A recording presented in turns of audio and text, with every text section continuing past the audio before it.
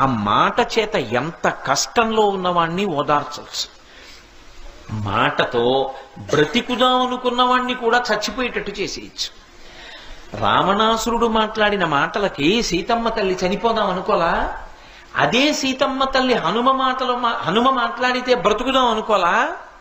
ఒకడి మాటకి బ్రతుకుదాం అనుకుంది, ఒకడి మాటకి చచ్చిపోదాం అనుకుంది. మాట అంత శక్తివంతమా కాదా? అంత శక్తివంతమైనటువంటి మాటకి ఆధారం పెదవులు. ఈ పెదవులు కదులుతూ ఉండడం గొప్ప కాదు, జీవితంలో ప్రయత్నపూర్వకంగా పెదవులు కదలకుండా ఉంచగలగడం గొప్ప. అందుకే మహాత్ములు ఏం చేస్తారంటే మౌనవ్రతం చేస్తూ ఉంటారు. చంద్రశేఖరేంద్ర సరస్వతి మహాస్వామి వారు ఎప్పుడైనా ఎక్కడైనా నోరు విప్పి ఏదైనా మాట్లాడారనుకోండి, తెల్లవారేటప్పటికి కనీసం అది 200 భాషల్లోకి తర్జుమా అయ్యేది. ఆయన మాట్లాడారు అంటే సరస్వతీదేవి